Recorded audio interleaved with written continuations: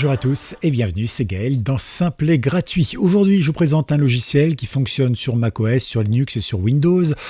Il fonctionne également sur Android, mais pas dans sa version officielle. Voilà, c'est quelqu'un qui a pris le code, qui l'a adapté et tout ça.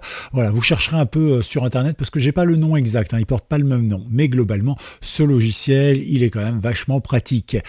Je vais vous expliquer à quoi il sert, je vais vous expliquer aussi les avantages, et puis bien sûr il est gratuit et open source, après vous en faites ce que vous voulez, voilà. Mais c'est toujours bien de le tester, c'est un logiciel que vous connaissez probablement, mais peut-être pas dans toutes ses configurations. On va essayer d'explorer un petit peu ça dans cette vidéo. Bienvenue à tous, et pensez à liker cette vidéo, comme ça c'est fait, vous n'avez plus à y penser, hop là, et comme ça vous pourrez siffloter en disant... C'est déjà fait. Alors vous remarquerez que je sifflote très mal. Pensez à liker, sinon je sifflote encore. Non ? Bon, très bien, vous l'aurez voulu, et pensez également à vous abonner à la newsletter. Alors, sérieusement, aujourd'hui, je vais vous présenter un logiciel qui s'appelle Notepad++. Alors, c'est un logiciel tout à fait classique. Les développeurs, en général, rigolent bien. Oh, il utilise Notepad++. Bon, moi, j'utilise d'autres logiciels, comme par exemple VS Code ou d'autres, qui offrent un petit peu plus de possibilités. Mais c'est vrai que de base, Notepad++, on peut à peu près tout faire avec. Et c'est quand même vachement bien. Alors, c'est quoi ? Eh bien, le Notepad, c'est le bloc-notes. Vous connaissez tous le bloc-notes de Windows. Voilà. Alors c'est vrai qu'il n'a pas beaucoup évolué au cours de ces dernières décennies. C'est vrai que si vous prenez le bloc-notes par exemple de Windows 10 et le bloc-notes de Windows XP par exemple, ou même le Windows d'avant, ça ressemble quand même beaucoup. Il n'y a pas grande différence. Quelques petites modifications. Alors ils ont quand même bien amélioré le Notepad, donc le bloc-notes pour Windows 11, mais c'est pas encore suffisant. D'accord ? Donc voilà, si vous avez besoin de faire plus de choses, eh bien c'est possible grâce en plus à cet outil open source.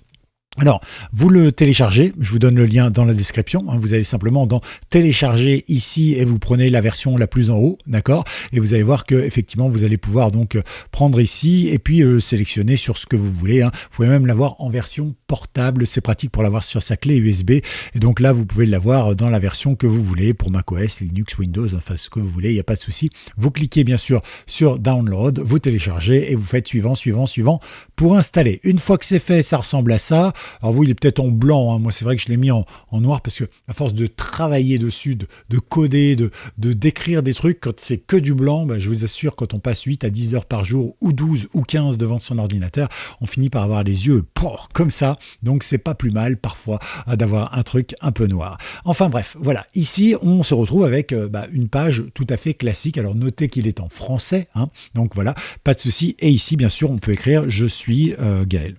Voilà. Pas de problème, c'est un bloc-notes tout à fait classique. Vous avez plein d'options, énormément. On ne va pas toutes les détailler ici, mais l'avantage, c'est que vous pouvez choisir ici, notamment ici, langage, d'accord ? Vous cliquez dessus et vous choisissez le langage dans lequel vous écrivez. Alors, c'est pas un langage genre anglais, français, etc., mais c'est des langages informatiques, ce qui est vachement bien. Je vous donne un exemple tout simple, mais si par exemple, ici, je fais « Je suis Gaël », bon, on va le mettre en, par exemple... Je sais pas, on va l'écrire en... ici, on va l'écrire en Python, tiens, par exemple. Ok, donc, bon, ici, forcément, il ne met pas en avant les trucs, on ne voit pas clair, c'est pas... Voilà, c'est normal, c'est du texte. Maintenant, si vous écrivez en Python, tout de suite, print, par exemple, on va dire hello Gaël. Voilà, tout de suite, vous avez vu, il a mis les couleurs. Alors, ce qui est très intéressant également, si je fais par exemple def tester, d'accord, je fais ça, donc je crée une fonction, hop, vous voyez, j'appuie sur entrée, il m'indente automatiquement. Vous voyez, il m'a mis l'écart ici. Pourquoi ? Parce qu'il a compris qu'en Python, là, avec le mot-clé def, j'ai créé une fonction, une définition de la fonction. Donc, effectivement, à partir de là, il sait que je vais avoir besoin d'écrire, mais d'écrire en décalé. Tout simplement. Et donc, vous voyez, il a bien compris le truc et donc ça va vous aider si vous faites du code. Alors, ça va vous aider également si vous faites de l'écriture classique. Bon, là, si on revient en langage tout à fait normal, donc on revient en texte, je suis Gaël, voilà.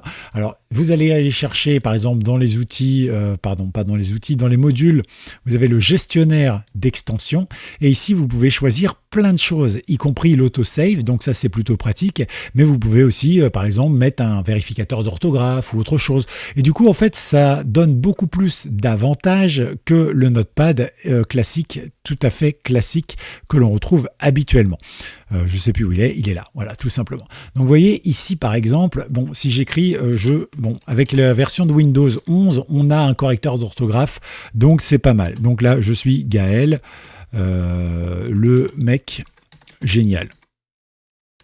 Voilà, si j'écris ça, il n'y a pas de faute. Si j'écris génial, par exemple, hop, il y a une faute. D'accord? Donc voilà. Mais c'est vrai que si vous êtes sur Windows 10, Windows 7, Windows XP ou même encore avant, vous n'avez pas de correcteur d'orthographe. Donc voilà. Alors si vous n'avez pas le correcteur d'orthographe ici, vous avez les options ici. Voilà, et vous pouvez choisir effectivement d'avoir quelques options supplémentaires comme la vérification de l'orthographe que vous pouvez activer sur le bloc-notes sur Windows 11, mais pas forcément sur les versions antérieures. Alors que là, peu importe la version que vous avez, finalement, vous pouvez choisir les extensions et choisir les extensions qui vous arrangent. Voilà, plein de choses évidemment. Alors vous pouvez aussi par exemple exécuter du code. Par exemple, tout à l'heure, je vous ai fait un print Hello World en Python. Je peux, si j'ai installé Python sur mon ordinateur, faire une exécution directement du code et du coup ça va lancer le code Python et je vais pouvoir avoir le résultat et donc c'est plutôt bien. Alors évidemment ça marche en PHP, vous voyez un petit peu tous les langages comme l'ADA, l'ASP par exemple. Si on va ici, le diff ça je connais pas, voilà, ici on a l'EndScript bien sûr, on a ici le HTML, on a le JavaScript, le JSON, etc. Voilà, donc c'est vachement bien. Si vous faites du JSON par exemple, le JSON c'est on va dire une sorte de base de données version dictionnaire qui comprend donc une clé et une définition, exactement comme un dictionnaire. Si je vous demande avion, vous cherchez dans le dictionnaire avion et puis vous avez appareil volant, etc. Là c'est pareil, en fait un dictionnaire, un JSON, ça se met entre accolades comme ça, là, et puis après vous mettez des choses dedans, par exemple, justement, tiens, avion, hop, ça ce sera mon mot, je mets 2 points, et ici vous mettez la définition, appareil, voilà, je sais pas, n'importe quoi, motorisé, voilà, blablabla, etc., paf, virgule, et vous passez au mot suivant. Et après, quand vous faites du HTML ou plutôt du PHP, quand vous faites du JavaScript, quand vous faites du Python, quand vous faites tout ça, souvent on se sert justement des formats JSON. C'est quand même vachement pratique. Voilà. Un petit peu, je pourrais vous montrer plein de trucs, mais il y a plein de tutos sur Internet qui existent déjà. Soyez curieux, expérimentez, testez. Mais en gros, tout ce que vous voulez faire avec du texte, avec un langage écrit ou quoi que ce soit, eh bien, vous pouvez le faire directement ici avec ce logiciel. Il est gratuit, open source, il existe depuis très très longtemps, puisque moi je crois que je l'ai toujours connu depuis la fin des années 90. Donc, vous voyez, c'est vraiment quelque chose qui existe depuis très très très très longtemps et vous avez la possibilité de démarrer des macros aussi. Alors une macro c'est quoi? C'est une automation, d'accord? Donc voilà, vous pouvez gérer avec les outils. Bien sûr vous avez les paramètres, les préférences, les langages, l'encodage. Voilà, par exemple ici moi j'ai écrit en français, donc il faut que ce soit en UTF-8 pour qu'ils prennent en compte les accents, mais c'est pas toujours le cas, etc. Voilà, vous pouvez faire plein de trucs et l'avantage c'est un petit peu comme le bloc-notes ici. Vous voyez, si je ferme mon bloc-notes, il est fermé et maintenant je le réouvre sur la Windows 10, en 11 en tout cas. Sur Windows 10 je me souviens plus, mais sur les autres Windows c'était pas le cas, ça avait effacé, là ça garde. C'est exactement la même chose ici, je ferme par exemple, hop, je réouvre et vous voyez j'ai pas sauvegardé ni quoi que ce soit et il a réouvert, on voit bien que c'est pas sauvegardé. Ok, donc ça permet aussi, s'il y a une coupure de courant, vous perdez pas tout ce que vous avez fait. Voilà, il y a plein de petits avantages, je vous laisserai lire la doc, la documentation, tout ça. Il y a plein de trucs intéressants, voilà, vous pouvez évidemment faire de la recherche dans un document, dans plusieurs onglets, dans tout ce que vous voulez. Voilà, je vous laisse chercher ça, mais c'est vraiment l'outil qu'il faut avoir. Et comme j'aime bien, moi, c'est parce qu'il traîne aussi sur une clé USB. Voilà, vous pouvez le mettre tranquillement, vous pouvez l'installer. Donc, ça marche super bien. Voilà un petit peu ce que je voulais vous montrer. Alors, c'est pas la vidéo très longue. Je ne vous ai peut-être pas fait découvrir un logiciel, mais il y en a encore qui connaissent pas. Et je pense que c'est toujours bien aussi de rappeler les bases, que ce petit logiciel existe. Une petite piqûre de rappel, comme ça fait pas de mal. Il n'y a pas j'allais dire, d'effets secondaires, comme avec autres piqûres, évidemment. Voilà, vous avez été jusqu'au bout, hashtag Notepad++, voilà, simple. Et puis, n'hésitez pas à vous faire plaisir aussi. Dites-moi si vous utilisez des logiciels similaires de script ou autres.